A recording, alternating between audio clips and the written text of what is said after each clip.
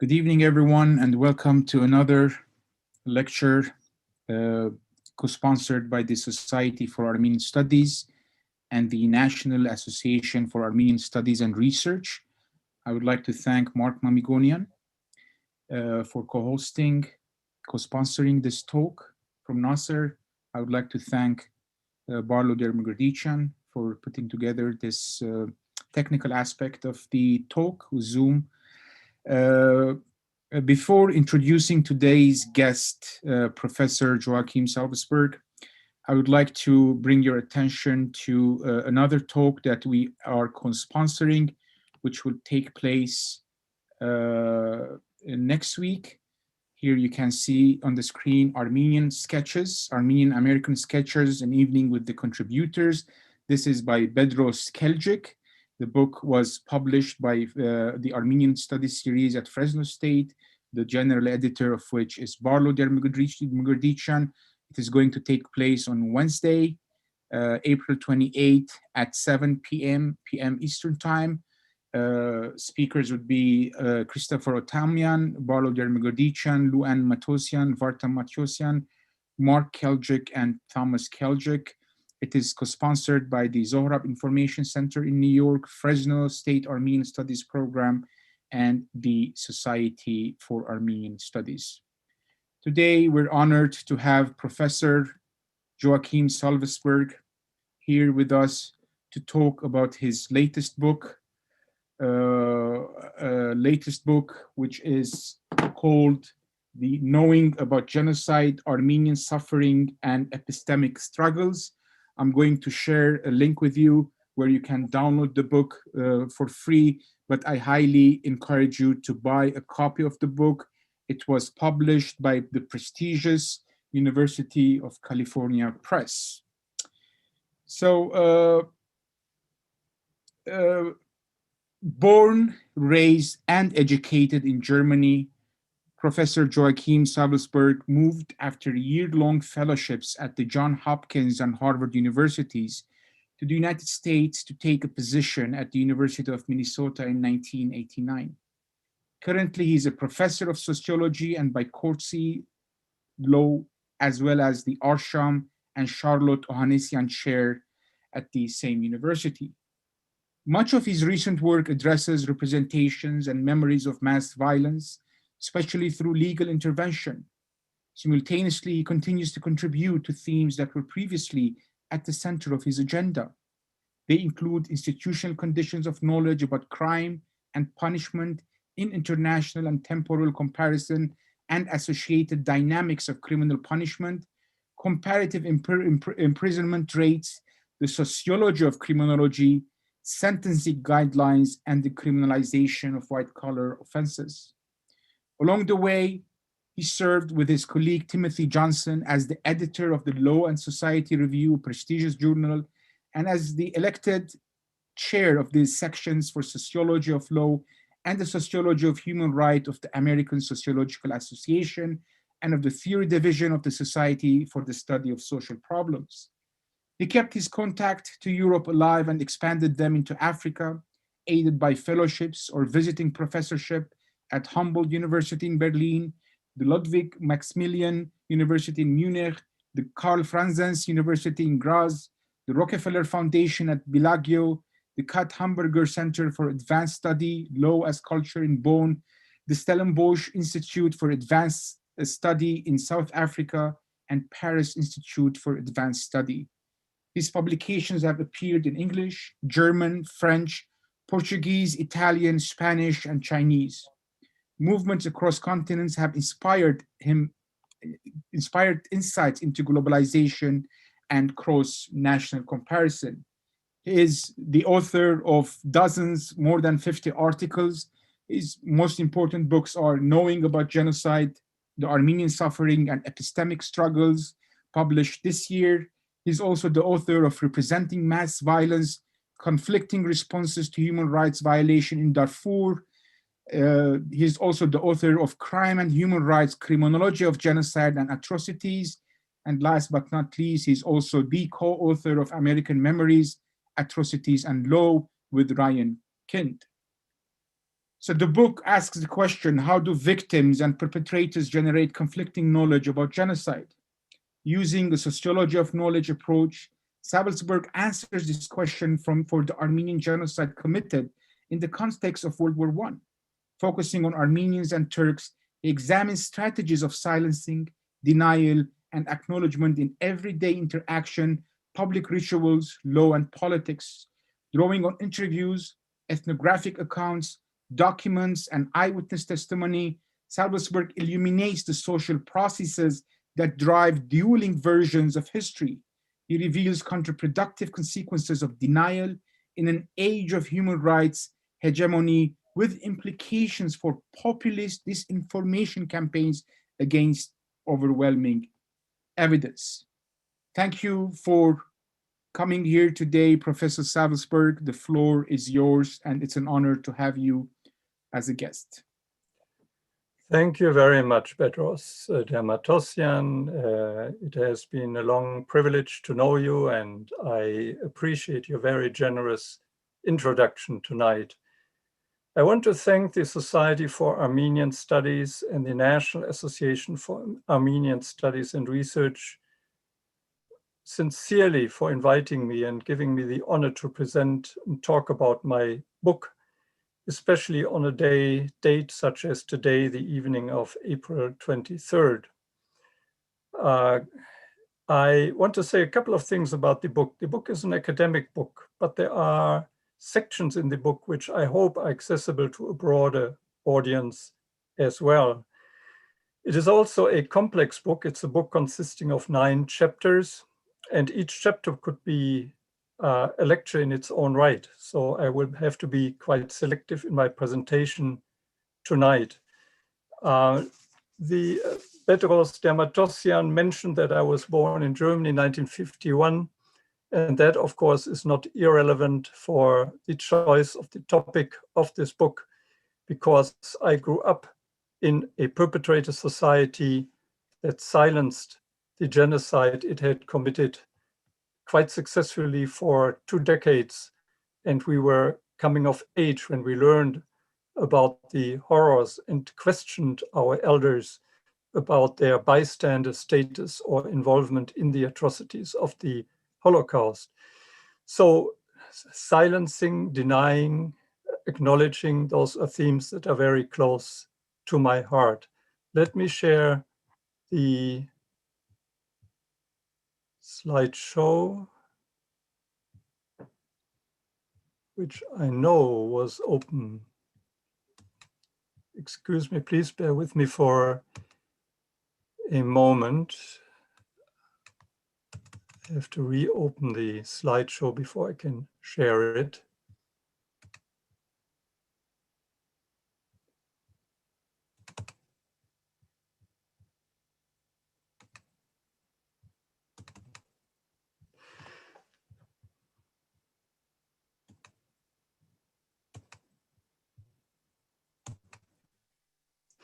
Here again is the title of the book, Knowing About Genocide, Armenian Suffering and Epistemic Struggle. And as Professor Dermatosian mentioned, it was published as a paperback, but also as an open access online publication, and anyone can download it at no cost. Let's start at the very beginning of the book. And the beginning, of course, is the cover. In the foreground of the book cover, you see the top of a staircase built from Armenian gravestones in the town of Söles, near the city of Bursa, south of Istanbul. Why would we find a staircase built of Armenian gravestones? This has a lot to do with the history of Söles, which is part of the history of the Ottoman Empire, and it is part of the history of the genocide against the Armenian people. It was in 1915 when in Söles, like in so many places in the Ottoman Empire, Armenians were forced away from their homes, they were displaced, they were sent onto a trek toward the Syrian desert. Gratefully for the Armenians from Söles, they had to pass through Konya, where one of the righteous among the Turks was the governor, Celal Bey.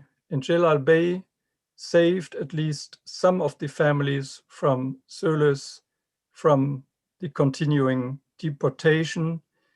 People were able to survive near Konya, and they returned to Söles in 1918 at the end of World War I. They returned, but just in order to be displaced again in 1922 with the end of the Turkish War of Independence. And then shortly thereafter, Söles was taken over by ethnic Turks. And these ethnic Turks were originally from Bosnia and Bulgaria. They had been displaced in the context of the Balkan Wars, had been displaced to the region of Thessaloniki and Drama today in Greece, and were then part of a massive population exchange to which the victor powers of World War II had agreed and ended up in Söles. The picture is taken from a film by the French Armenian actor and filmmaker Serge Avedikian. The film is called Nous avons bu la même eau, we drank the same water.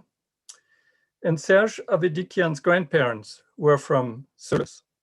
He went there in 1987 to document the knowledge that the local Turkish population had about the history of their town, particularly about the history of the Armenians who had lived in this town. He went there in 1987. He found the staircase made of Armenian gravestones. He went back in 2000 to find the gravestones removed. And an update of the film is just now coming out. It would go into the theaters if the theaters were currently open. So I thank Serge Avedikian for the insights from this film and for allowing me to use this picture from his film. Knowledge among local Turks is one set of knowledge. Knowledge among scholars about the Armenian genocide is another set of knowledge. It is here condensed in a map which I took from a book by Robert Hewson, Armenia, a historical atlas, published by the University of Chicago Press in 2001. What we see here are the deportation routes, along which the Armenians were driven toward the Syrian desert.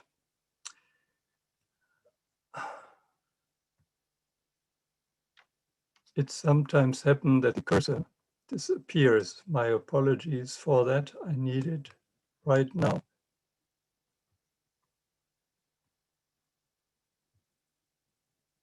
Here it is.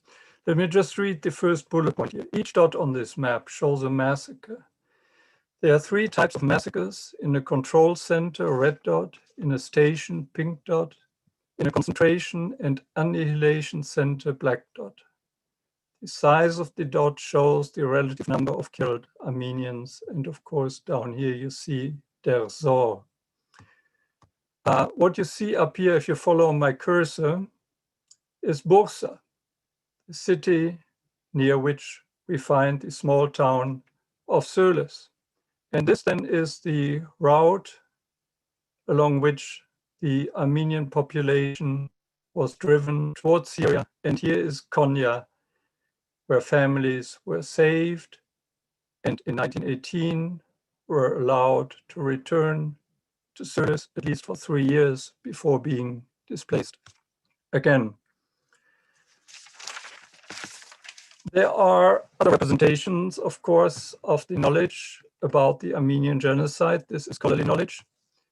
And a famous representation is one that you all know, and it is engraved in the memorial at Tsitsana-Kabert in Yerevan. And the description of the memorial says, the Tsitsana-Kabert memorial complex in Yerevan is dedicated to the memory of 1.5 million Armenians who perished in the first genocide of the 20th century at the hands of the Turkish government. Completed in 1967, the genocide monument has since become a pilgrimage site and an integral part of Yerevan's architecture. The austere outlines convey the spirit of the nation that survived a ruthless campaign of extermination. So you have all the core elements here of Armenian knowledge about the genocide against the Armenian people, the targets, Armenians, the number, 1.5 million. The perpetrators, the Turkish government, categorization of the killings, crime of genocide, or ruthless campaign of extermination. You will agree that these are core elements that most Armenians today hold for truth as part or as the essence of this chapter, cruel chapter of history.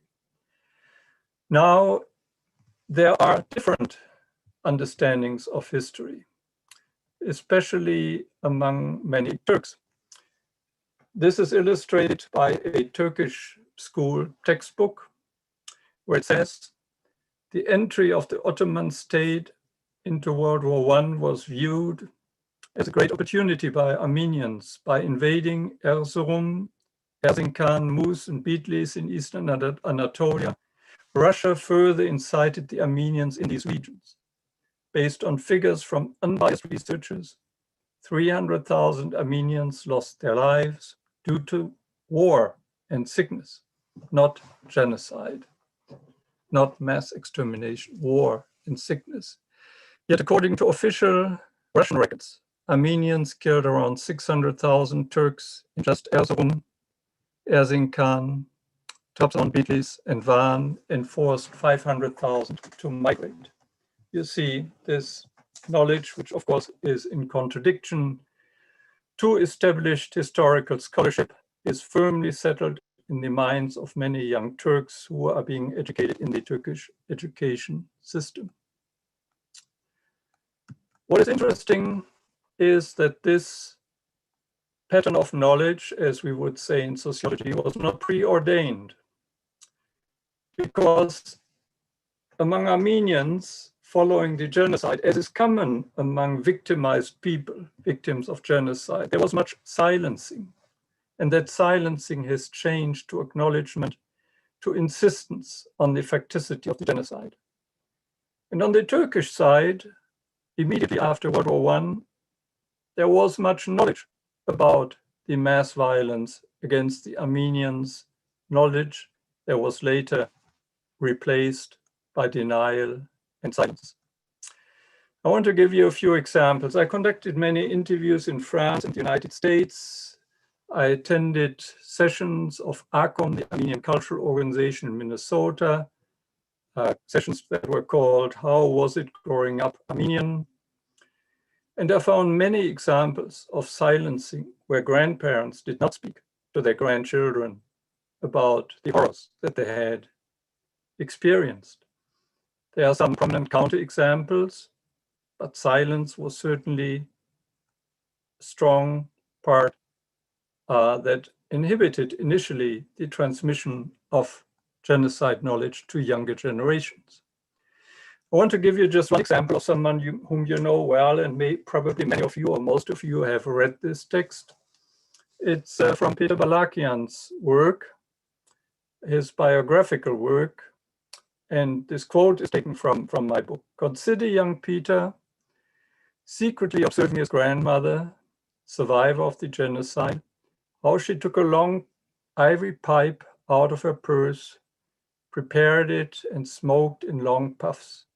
Occasionally, she made the sign of the cross and repeatedly uttered, Lord have mercy and Holy God. She was watching television news about the Cuban Missile Crisis.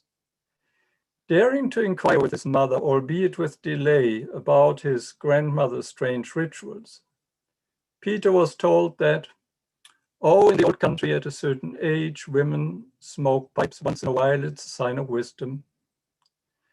Not surprisingly, his mother's answer, by silencing much, raised new and urgent questions in the boy's mind. He knew that the old country meant Armenia, but his notion of Armenia was a blurry one. And he did not know why its mention made him feel uneasy. When he sought to inquire, adults would change the subject. If it is not really around anymore, as his mother told him on another occasion, where then had it gone? An absence of physical markers accompanied the silence, where others to whom a place is dear might display a map or photo. There was emptiness in the Balakian home, adding to young Peter's unease. And on the other side, on the Turkish side, we know that trials were held in Constantinople, that the term crimes against humanity emerged in the aftermath of the mass violence against the Armenian people. And we know from many Turkish sources that knowledge about the mass violence was firmly present in Turkey at the time. And I refer here to the book by Fatma Müge-Göcek, who analyzed 300 plus memoirs by Turkish, or back then still Ottoman, and then later Turkish officials. And I quote again from the book. Government official Ahmet Refik described the mournful state of 10,000 to 20,000 deportees waiting at a train station of Eskişehir, a flood of disaster and death, victims of theft and plunder, whose houses were burned down to cover the perpetrators' illegal acts. No government at any historical period has committed murders with such cruelty. A government inspector writes how houses, quote, had been blockaded, hundreds of Armenian families had been loaded onto carriages, and many dumped in streams. The mayor of Kayseri, a CUP, Committee of Union and Progress member, describes in detail the organization and staffing of units that were to drive the Armenian population from their villages into collection centers in larger towns. An Ottoman officer describes deportations he observed when traveling to Damascus. He saw, quote, on the two sides of the road, unburied corpses and those among the refugee convoys who had fallen sick and died. So these are statements from memoirs of Turkish, Ottoman and Turkish officials, and they clearly reflect that there was knowledge, thorough knowledge of the mass atrocities committed against the Armenian people in the immediate aftermath of World War I. This of course changed, and that is a puzzle that I try to address in this book. And I try to address this through a sociology of knowledge approach.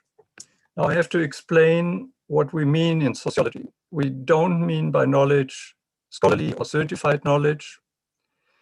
We mean by knowledge simply the perceived certainty that phenomena are real and that they possess specific characteristics. This is a definition by Peter Berger and Thomas Lackman.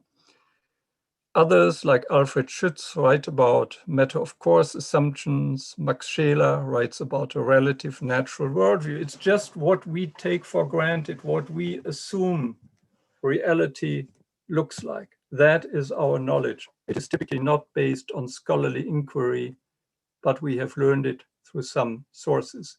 And I am interested in this book in the knowledge that Armenians carry and that Turks carry, and in this shift that occurred from the immediate aftermath of World War I.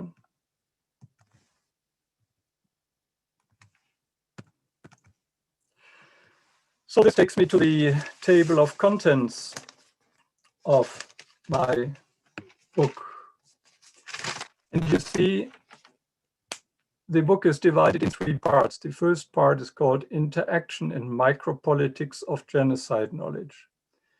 This section is based on interviews I conducted in the United States and France. It is based on the sessions I mentioned a moment ago. How was it growing up Armenian in XYZ?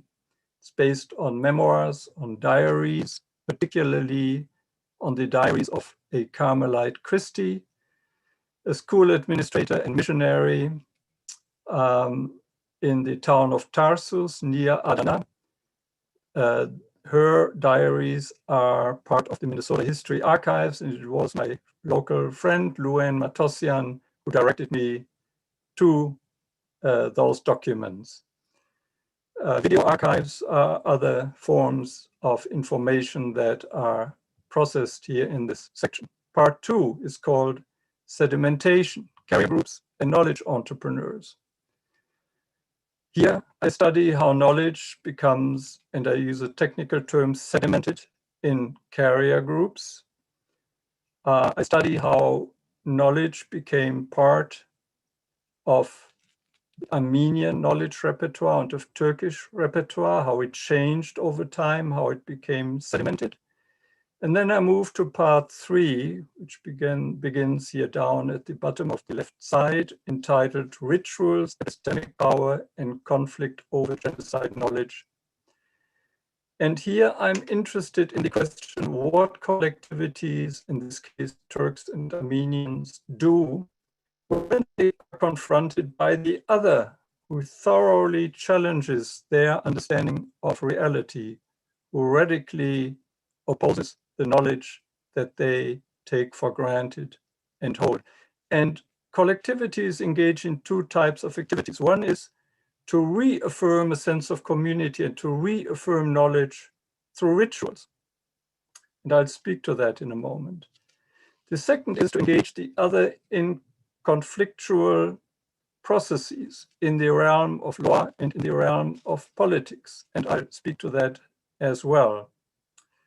And all of this, of course, happens in a larger environment, which turned into what I call, after World War II, a human rights hegemony. And I try to argue in the last chapter that denial of mass atrocity under conditions of human rights hegemony produces counterproductive consequences for those who deny. Let me now tell you how I will want to select from the book, because as I said, each chapter could be a lecture in its own right. I will focus on Armenian knowledge, leave out Turkish knowledge for this presentation today. And I want to focus on three mechanisms through which knowledge is being established. First, with the passage of time, knowledge entrepreneurs enter the scene.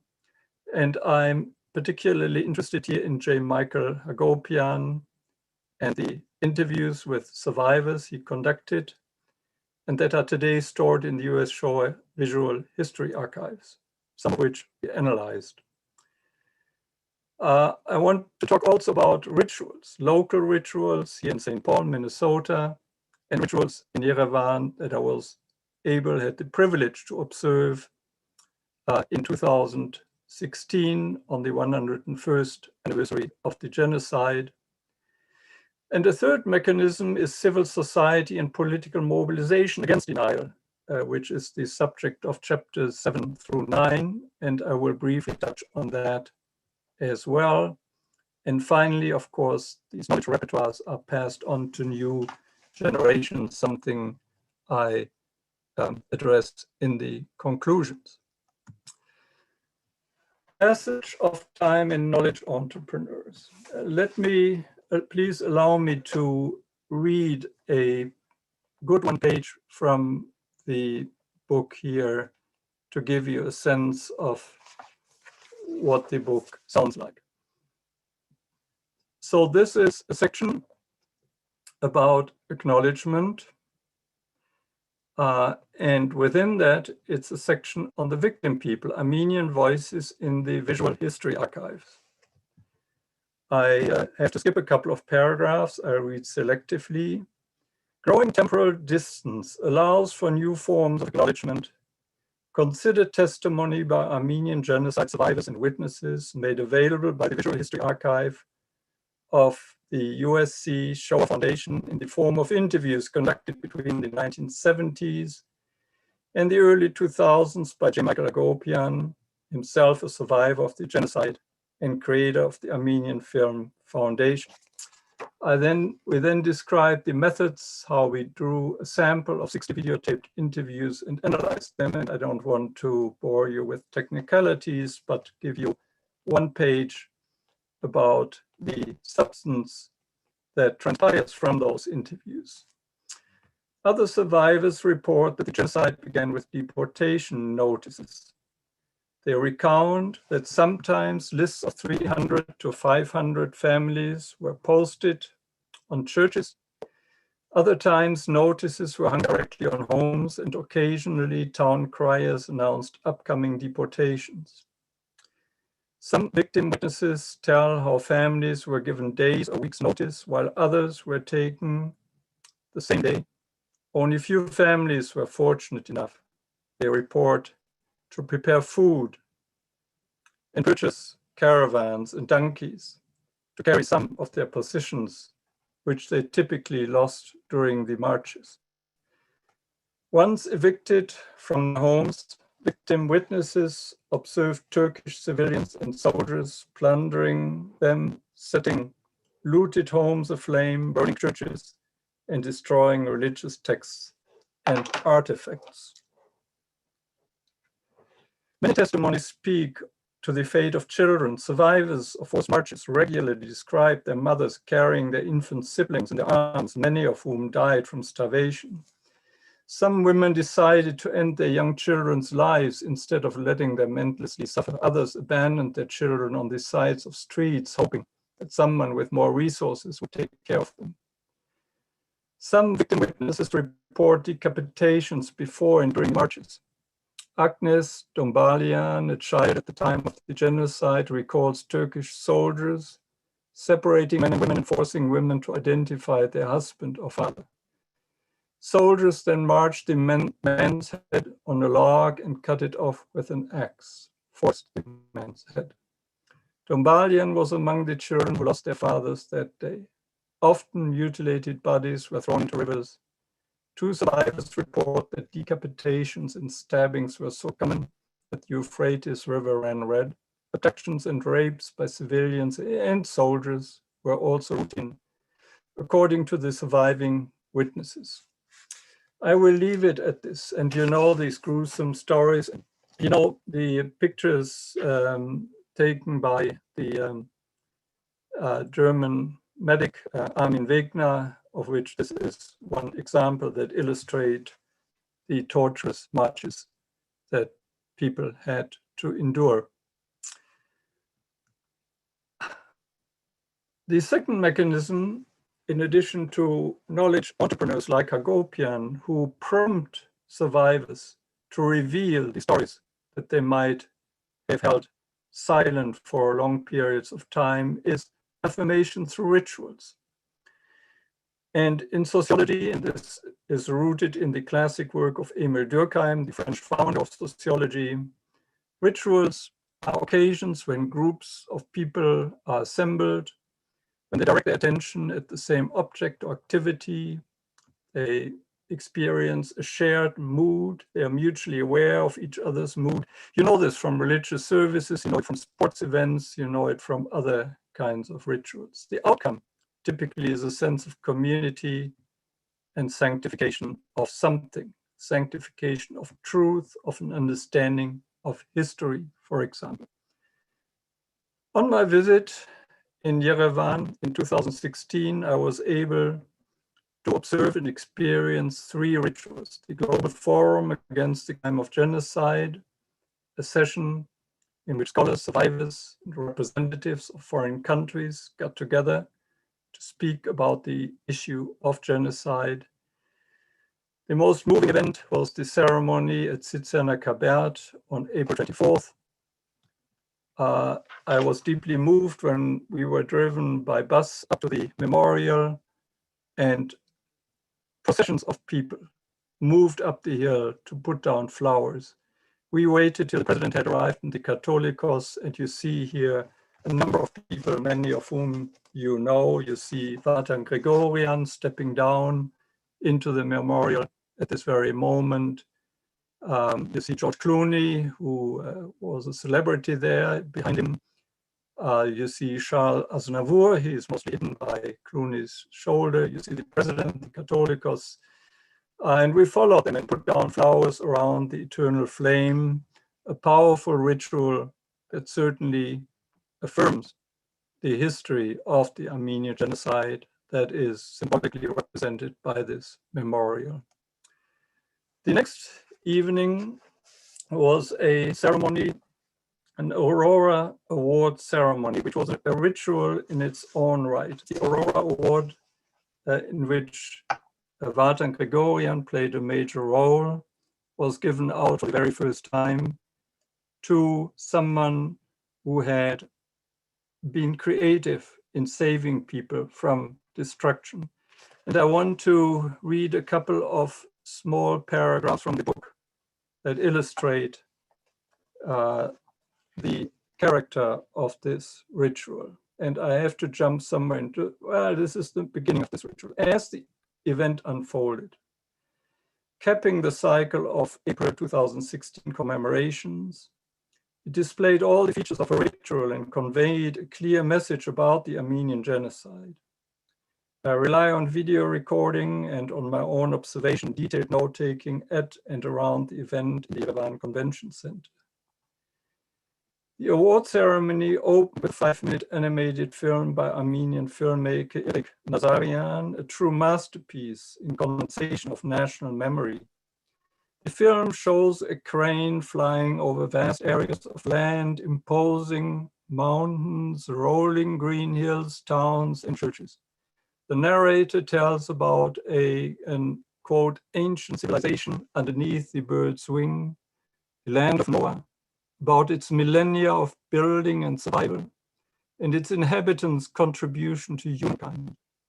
It tells of the, quote, 1.5 million who perished in 1915 together with their culture, end quote, and reaffirms Armenian genocide knowledge, quote, this was a genocide perpetrated by the Ottoman Empire against its own citizens. I skip a couple of paragraphs, but I want to briefly guide you into the second element of the ritual of this evening.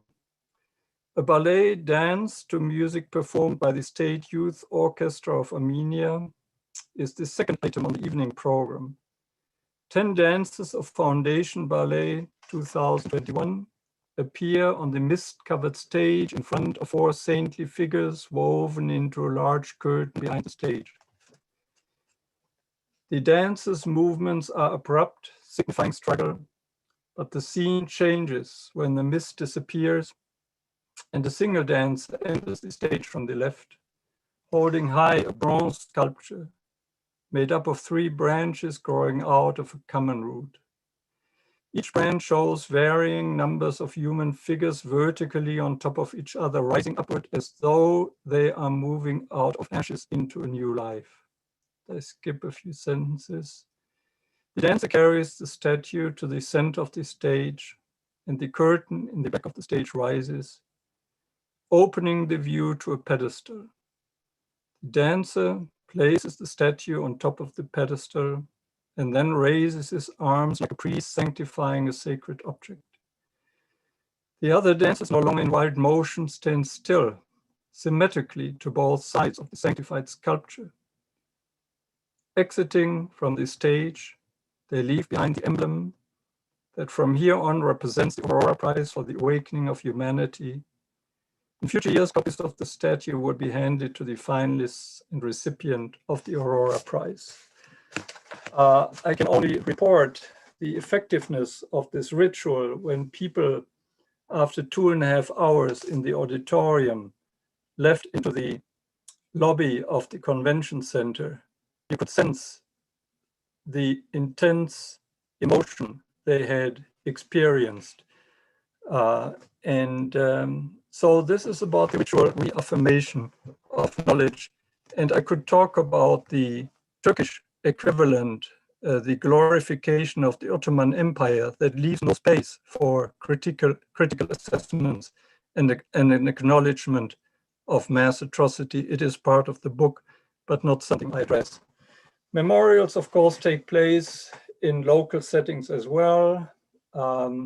This is a poster on a highway which was set up by Saint Sahag Armenian Church of St. Paul. And I think Bedros Dermatosian remembers the service in the church on this occasion. The third mechanism of reaffirming knowledge is through civil society and political mobilization.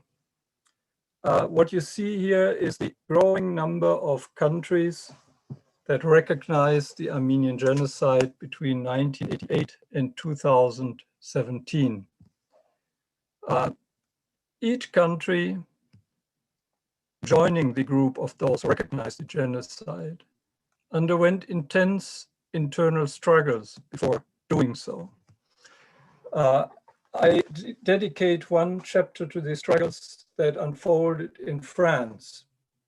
In 2001, the French legislature passed a law recognizing the Armenian genocide. In 2012, the law was, a second law was passed that criminalized the denial of the Armenian genocide. It's called Loi Boyer, after the representative from Marseille who had introduced the law. We were able to identify all arguments made by legislators in the Senate and the equivalent of the House of Representatives made with regard to these two laws. We're able to relate the arguments pro or con these two laws to the number of Armenian cultural organizations in the districts that these senators and representatives represented. And there was, even when controlling for political party, even when controlling statistically for time, a very strong correlation between the strength of Armenian representation, Armenian cultural life on the one hand, and support for these laws on the other hand. The criminalizing law, criminalizing of denial law, was later overturned on free speech grounds by the Constitutional Council of France, and we can talk about that later. The second case, which is very well known to some of you, and Mark has written about this case, is of course the Griswold v. Driscoll case, where Turkish lobby organizations tried to incorporate denialist materials into the teaching guidelines of the state of Massachusetts behind the curtain of free speech arguments. The court eventually decided against the claimants, but it didn't make any statements regarding the facticity of the genocide. What I want to show in the following, and that will be the conclusion of my talk, is that these efforts that the Turkish government undertook in France against the Loi Boyer, with strong statements by the Turkish president, prime minister, foreign minister, and other officials, and the efforts by Turkish interest organizations in the United States in the Griswold v. Driscoll case have counterproductive consequences in an era that I refer to as a time of human rights hegemony. And this is the example. You all know what the picture shows, the Armenian Heritage Park in Boston. And let me read this paragraph from the book. According to multiple informants, the court case mobilized Boston's Armenian American community and supporting groups with detrimental consequences for those who initiated the court case with denialist intent. A lawyer and high-ranking official with the Armenian Association of America reports how, in the midst of Griswold v. Driscoll, an Armenian Heritage Foundation was formed with the goal of building a memorial space on the Boston Greenway. Ground was broken a year after the court case concluded. Called the Armenian Heritage Park, the area features green space, a fountain, and seating. It provides information about the Armenian genocide as well as personalized panels that individuals dedicated to prominent Armenian Americans and Armenians, including those killed in the genocide. The outcome is all the more remarkable as the Boston Greenway, a mile-long park near the Boston Harbor, was originally mandated to not include culturally specific memorial spaces. So if you want, the attempt by Turkish interest organizations, Turkish American interest organizations, backfired and promoted the memory of the Armenian genocide. Something similar happened in France when, after massive Turkish pressure, the Constitutional Council overturned the law that was to criminalize the denial of the Armenian genocide. The voices intensified to recognize the genocide in other ways. And it was in 2019 that President Macron declared April 24th an official national day of commemoration. I took this image 2 years ago, minus 1 day, near the Comitas statue on the edge of the Jardin des Rivans in Paris. It's a massive demonstration. You see the posters, Genocide Arménien, 24 avril, Journée nationale de commémoration. So, at the same time, the French government intensified its efforts to instill the Armenian genocide in French school education. For example, the Ministry of Education, in a preface to a 2015 teaching aid, writes, "The transmission of such knowledge is central to the mission of schools because the Armenian genocide figured prominently in historical programs, especially in mandatory schooling, but also because the necessity to know and the study of a world confronted by such trauma are part of the ambitions of moral and civic education. We also requested that Vincent Duclerc, Inspector General of National Education, simultaneously historian and scholar of the Armenian genocide, propose resources on this subject. He proposes here an easily accessible synthesis that summarizes that history and addresses the challenge of its transmission. And this summary is very close to the knowledge that is held by Armenians today. This is a table that contains the teaching guidelines for French schools for the period 1915 to 1945. And you see from the red arrows that are marked in here that the genocide against the Armenians is a prominent theme in this very violent period of European history. We also analyzed documentary films. We analyzed the intensity and the nature of media reporting. This is just a graph showing the frequency of articles about the Armenian genocide or about disputes regarding the Armenian genocide in 5 prominent American newspapers. And you see a clear peak around the time of the Griswold v. Driscoll trial, and not accidentally is the peak highest for the Boston Globe. And you see another peak, of course, not surprisingly, around the time of the centennial of the Armenian genocide. Brief conclusions. We experience today a continuation of Turkish denialism. It is dominant, but not exclusive. This is really important. And many of you know that many Turkish scholars whom I cite in this book have made important contributions to our knowledge about the Armenian genocide. I also describe in one chapter in the book commemorations by very courageous opposition groups held in Istanbul on April 24th of each year against enormous political risk to commemorate the Armenian genocide. So knowledge, most of the scholars, Turkish scholars, of course, today work as expatriates in other countries in Europe or in North America. Among Armenians, we observe the shift from silencing to acknowledgement and affirmation of the genocide. And then, of course, we arrive at the point of an intergenerational transmission of the sedimented genocide knowledge. And I want to leave you with one final paragraph from the concluding pages of this book.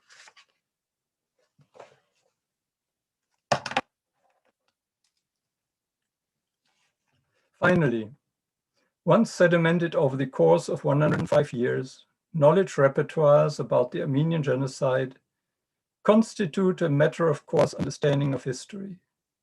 Resistance appears vain, even absurd. Survivors can no longer protect new generations from knowledge of a cruel past, and elders of the third generation typically no longer seek to do so. Young Armenians encounter the history of the genocide in stories told at home, in church, and in cultural associations. Some participate in organized group travel to Yerevan on April 24, the official Armenian Day of Genocide commemoration.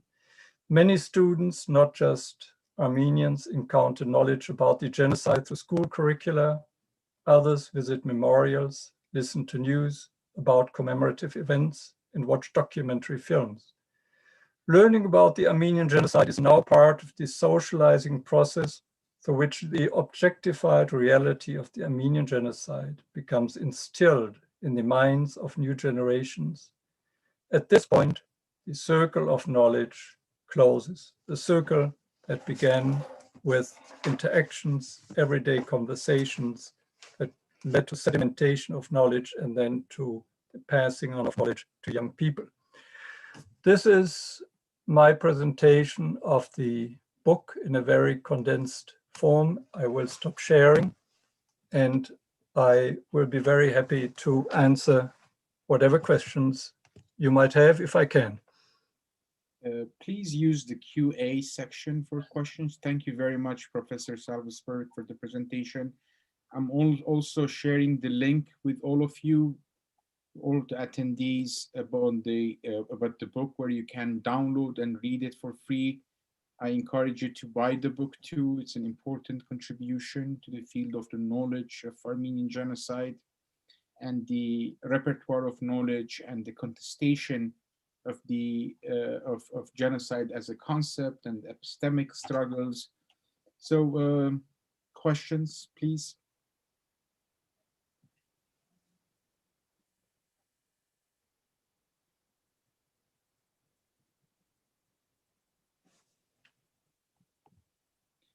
I have a question, Professor Savelsberg, about the concept of knowledge here.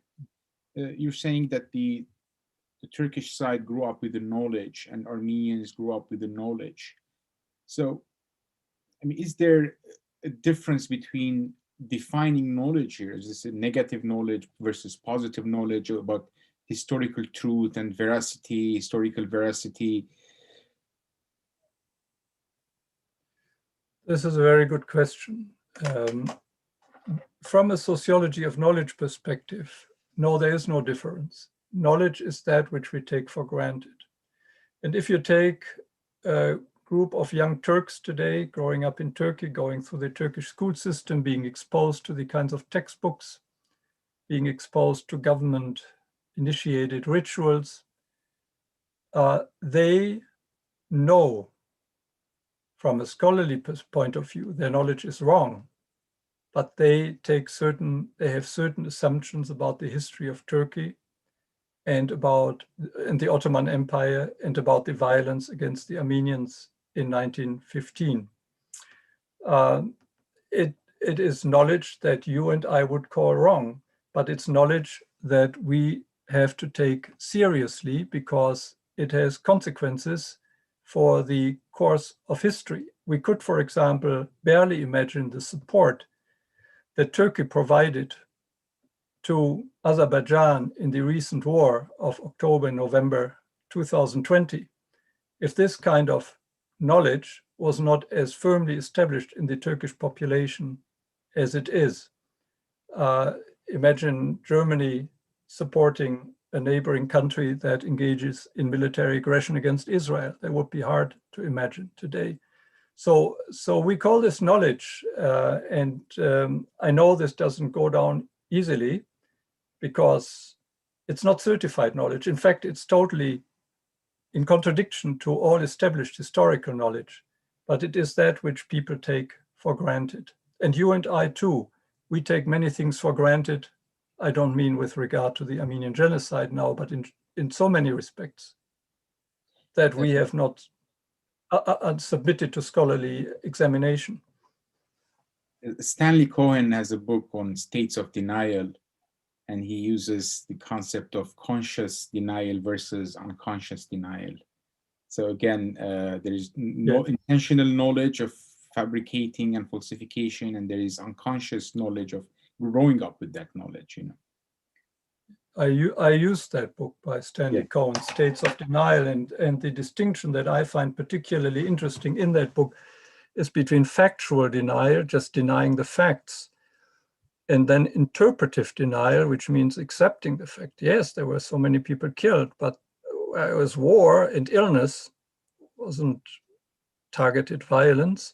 And then implicatory denial. Yes, it was targeted violence, but I was not responsible. I couldn't help it. It was not my doing. So this distinction between factual, interpretive, and implicatory denial, I find very interesting in Stanley Cohen's book. Thank you. I'll go through the questions. Cassian Vobel asks a question. You discuss the use of legal trials as a potentially powerful tool, but that is also means limiting strategic actors to following the rules of the game, the law, as we are both here in Twin Cities, the center of the storm in battles over the police killings of unarmed citizens, especially Black citizens. I wonder if you would apply these ideas to the case of Derek Chauvin's very public murder of George Floyd and the just completed criminal trial. I read chapter 8, the very day the case was released to the jury, and I was immediately struck by how this discussion directly related to George Floyd, Officer Chauvin, and police killing Black Americans. Yeah, this is such a big theme, and of course the case of George Floyd is also a case about acknowledgement of violence against a racial group in American society. Just like the struggle over knowledge about the Armenian genocide is a struggle over acknowledgement, it's a struggle over recognizing, over accepting that historical truth. There's a prominent sociological tradition that thinks of trials as rituals. Very much they are rituals in the sense that I defined a moment ago in one of my slides. And they have a power to create a sense of collective effervescence, to reaffirm the collective conscience, to instill in people a sense of reality. And that's what the Chauvin trial did. And that's what the Nuremberg trials partially did, and the Frankfurt Auschwitz trial certainly did. That's what the Constantinople trials of 1918 did not do very well, because they were aborted. They were problematic and then did not continue. The point that Cassian, I think, points at is that trials are one particular way of telling the truth. There are very famous quotations by Justice Jackson, the American chief prosecutor at Nuremberg, and President Roosevelt, who said when they agreed to this trial, we need to write the history of the incredible things that were done with witnesses under oath and all the written documents so posterity can never doubt. And that is a point that I take very seriously.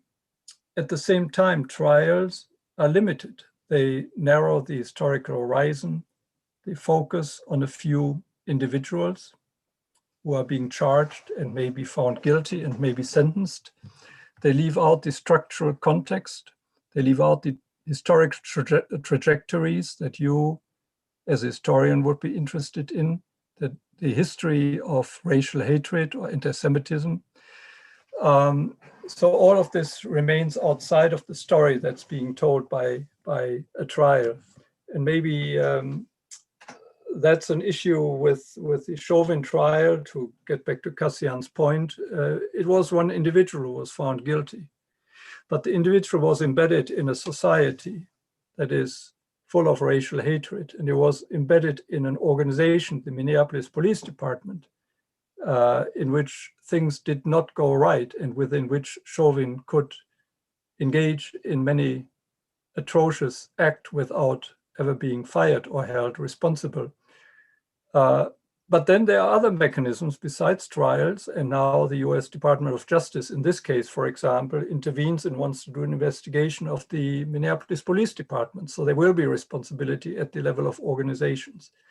I don't know, Kassian, if I answered your question appropriately, but the same questions appear in the Chauvin case as they would appear in trials pertaining to cases of genocide. I have a question from Joseph Bohigian. He says, how, if at all, do you think the expected recognition of the genocide by the Biden administration tomorrow will affect the way Armenian Americans commemorate the genocide or change their activism around recognition? Well, we do expect recognition tomorrow by President Biden. And I think Armenians will be as elated by that as African Americans were elated by the Chauvin verdict. We already, however, had recognition of the Armenian genocide by both houses of the American legislature, by the Senate and the House of Representatives. So it will be a celebratory moment that reaffirms for American Armenians particularly their understanding of history, that contributes to the reestablishment of their dignity as a people whose suffering will be recognized also by the American president. If it will change American Armenians' ways of commemorating, I don't think it will in any fundamental way. Mark Mamigonian asks a question about the lawsuit brought against the University of Minnesota and its Center of Holocaust and Genocide Studies. Can you comment on that by the Turkish Coalition of America more than a decade ago? And I haven't read the book yet, so I don't know if you mentioned this case in your book. Yeah, I mentioned it, but I don't go into it. I'm currently working together with Brooke Chambers, Mark, whom you know, on an article about the Minnesota case. And we'll be happy to send you a copy of that piece when it's written and ready to send out. But it was a similar case. It was a string of cases, including Massachusetts and here, where a Turkish student was sent by American Turkish organizations to the Center for Holocaust Genocide Studies, asking if he could use certain materials for a term paper. And the director said, no, these are not reliable sources. And so the charge was filed against the university and the director of the center. There was the predecessor of Alejandro Baer, who is the current director. It was turned down in federal court. There was no offense against the principle of free access that students would have to educational materials. So the case was defeated, just like it was defeated in Massachusetts. And it seems to me that Turkish interest organizations have learned their lesson from these defeats and no longer, but I haven't examined that closely, no longer try to use these court trials in order to propagate a denialist agenda. Mark Mamigonian may correct me there. Thank you very much. Another question from Flora Keshkekyan. How does the sedimentation of knowledge among the third and the fourth generation Armenians interact with the transmission of intergenerational trauma, which is receiving more attention among Armenians? Could you rephrase that again? How does the sedimentation of knowledge among the third and the fourth generation Armenians interact with the transmission of intergenerational trauma?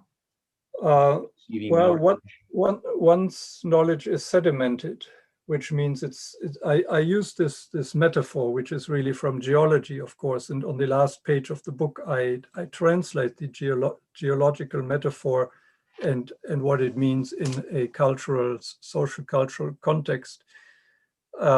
Once knowledge is sedimented, means it's taken for granted. It's perceived as an objective reality. It isn't questioned anymore, at least within a collectivity.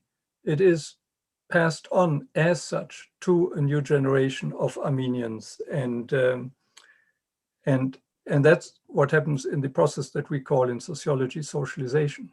We teach our children. We bring them to memorial sites. We show them documentary films. We give them literature. Something I did with my children was a horror with regard to Holocaust knowledge. I didn't know these little girls who grew up. How would I communicate to them that the people that their father was part of, is part of, committed such a horrendous genocide. But by the time they turned 7, 8, 9, 10, there was a whole literature written for children that communicated to them the cruelty of a genocide in ways that they could comprehend and that they were able to take in before they later were able to read more scholarly literature that displayed the entire cruelty and reality of those events. Armin Marsoubian asks a question: do you find differences in Turkish quote-unquote knowledge regarding the Armenian genocide among different subgroups in Turkey, especially minorities such as Kurds, Alevis, and others? It's very good that you place the word knowledge in quotation marks, and Peter Berger and Thomas Lackman, from whom I take the definition of knowledge, say in their famous book called The Social Construction of Reality that knowledge should always be put into quotation marks. Out of convenience, we don't do that. But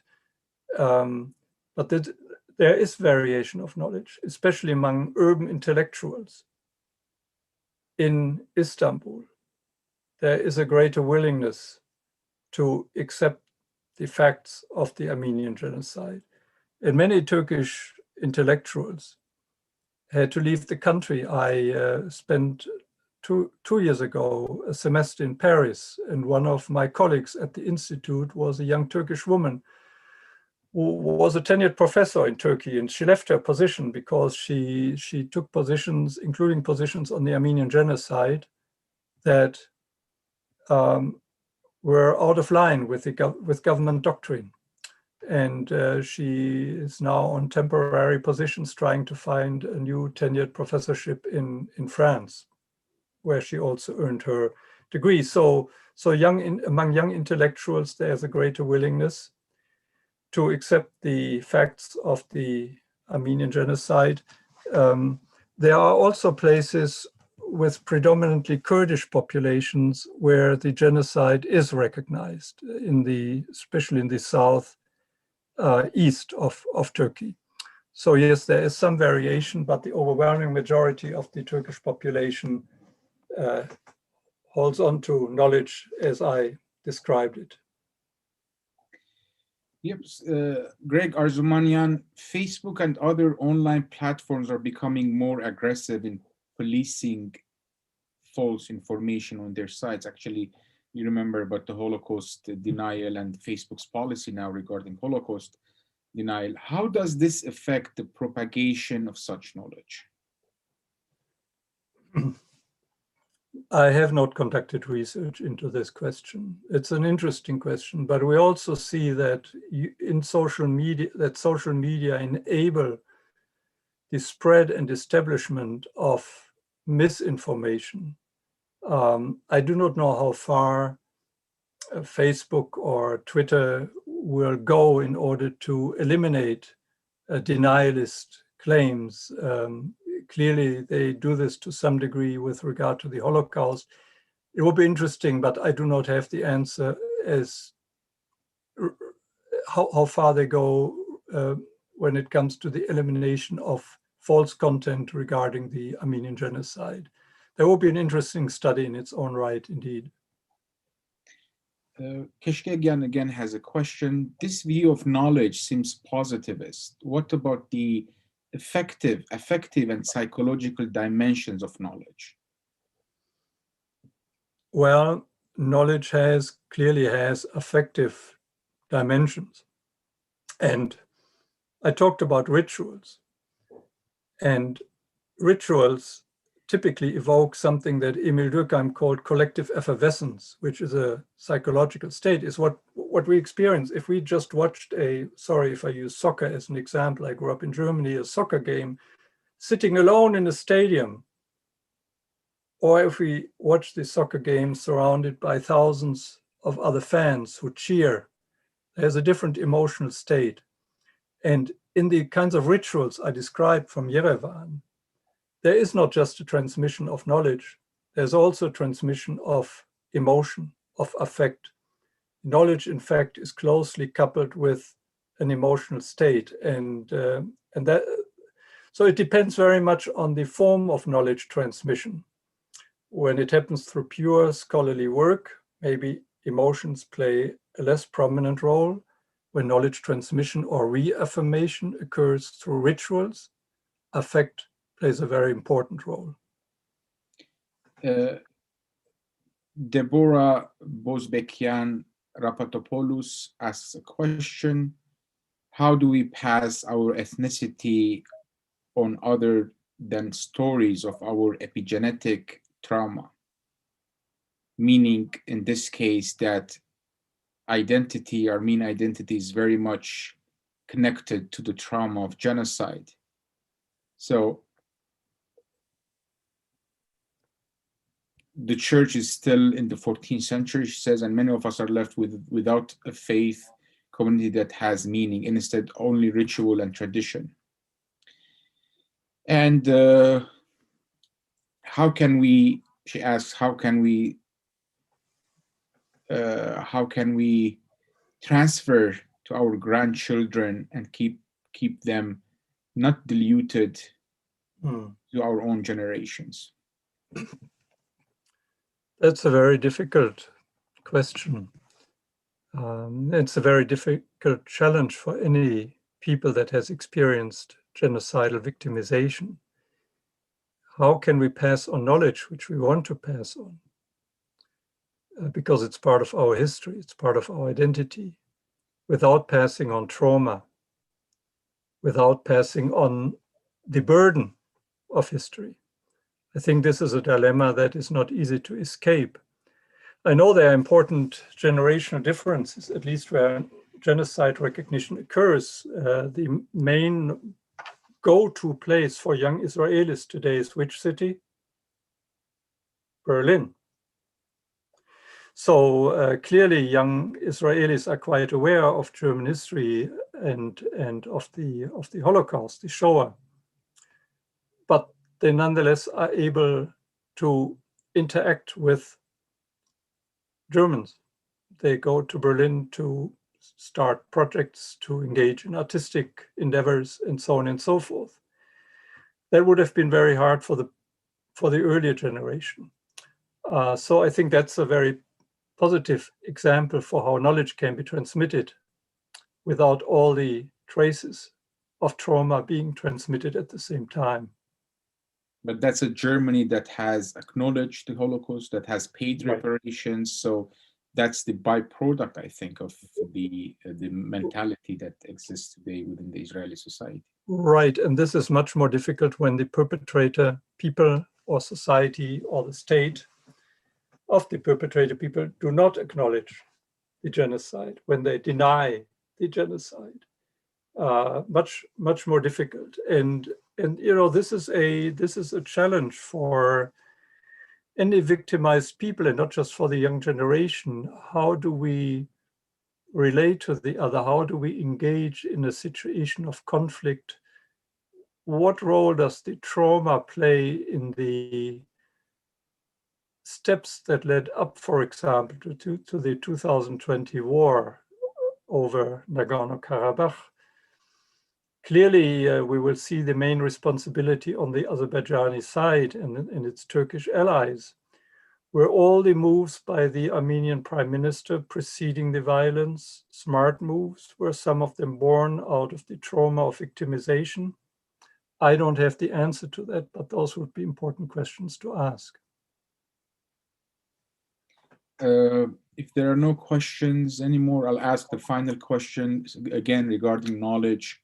Is there a difference between academic knowledge as defined by sociology and knowledge as common knowledge within society? Yes, there is a difference. There is see, I'm not a postmodernist. I believe that there's a real reality, and there's a real reality of genocide and mass violence.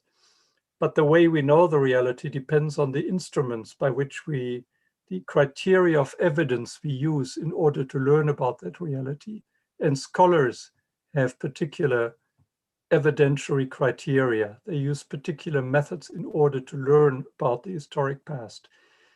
We earlier talked about criminal trials. Criminal trials also try to learn about the facts. That's what the verdict is about. It's saying the truth, vere dicere.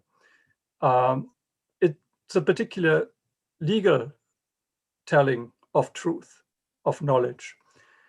And then there's everyday knowledge, and everyday knowledge may be informed by conspiracy theories, it may be informed by government ideology, it may be informed by everyday conveniences, by us not wanting to challenge those who might bring up unpleasant themes, things that are being tabooed, and this applies to all aspects or all kinds of taboos, including taboos about the violent history of our own country. So those are the mechanisms that feed into and establish everyday knowledge.